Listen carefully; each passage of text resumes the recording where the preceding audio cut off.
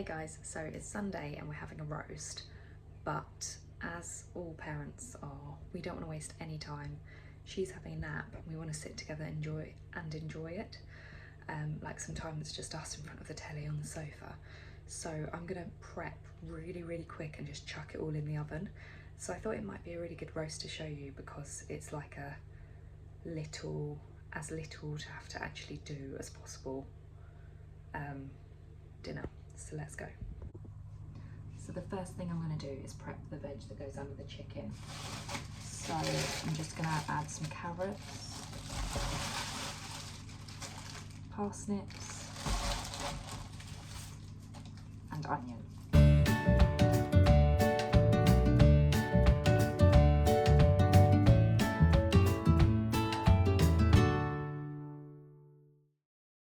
So they're all in. I'm not even going to worry about any oil because the chicken juice is going to go all over it anyway, and that will do the job of the oil.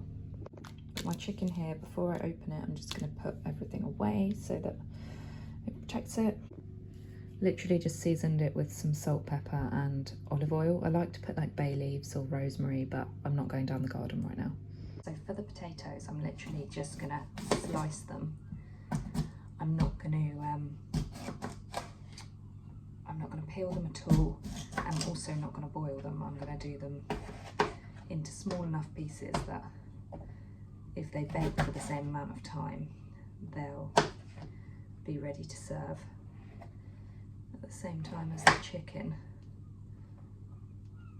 So I'll just cut them basically a bit smaller so that it doesn't matter so much that they've not been boiled first. And that's just because, you know, to boil them, sit there, wait for them to boil before then putting them in the oven. It's all still time out from being able to actually just sit down whilst she's napping. So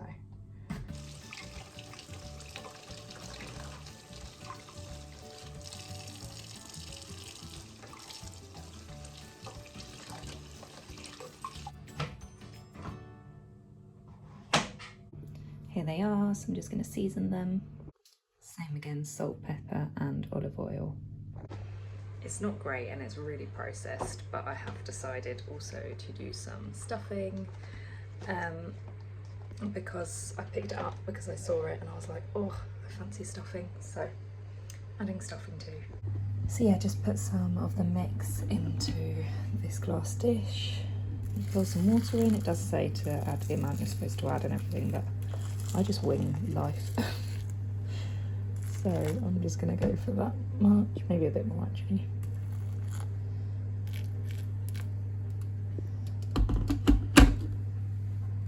Give it a little mix. Thing is, you leave it for 5 minutes and then before you put it in, so I'm going to gauge whether it needs more water, or if I've added too much water I think I might actually need a bit more. Oh, it smells good, the sage. This is sage and onion. Yeah, I think that needs more water.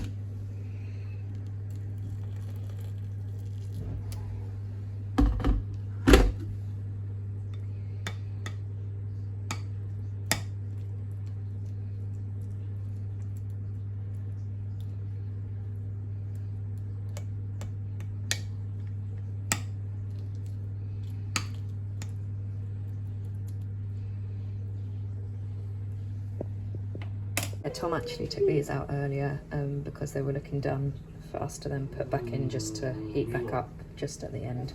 But they are looking really yummy. So yeah, I left that for 5 minutes. Now I'm just going to pop that in.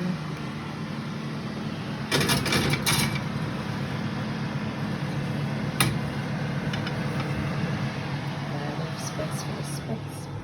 I have decided I'm also going to do a quick bit of broccoli and spinach as well, so I'm just going to chuck these onto the boil, well, steaming. I'm going to wash the spinach. This is the spinach that I found a snail in that was alive because it's organic.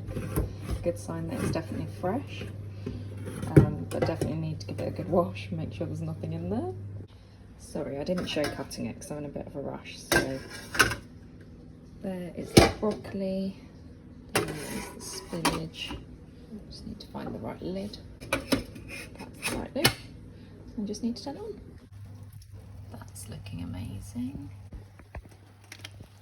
You can't really see, but the veg underneath looks super amazing. So I've moved the chicken over into what the roast potatoes were in, and that has left behind this. I'm going to remove the vegetables and then I'm going to do the gravy from that sauce. So that's going to be amazing. I've done her some there. We've learned over time that it's really worth keeping your carrots and any vegetables that you're going to roast, keep them quite big because they kind of shrink a lot. And I mean, these ones aren't bad because they're quite kind of soaking, but often they can go quite caramelized, and that means they go kind of smaller, and they can literally, we used to cut them so much smaller that they'd like disappear, and then it would all be black, and so then that's a bit of a problem. Whereas if you can get them like that, they're amazing. So I'm actually going to pour that into the vegetable water to make the gravy. I'm going to get rid of a bit of it, but then I'm going to pour that in there because I need to be able to put it on the hob so it's hot enough to make the gravy. And there we have the finished results. Oh my gosh, I've literally had a taste and I think this is one of the best ones I've done in ages.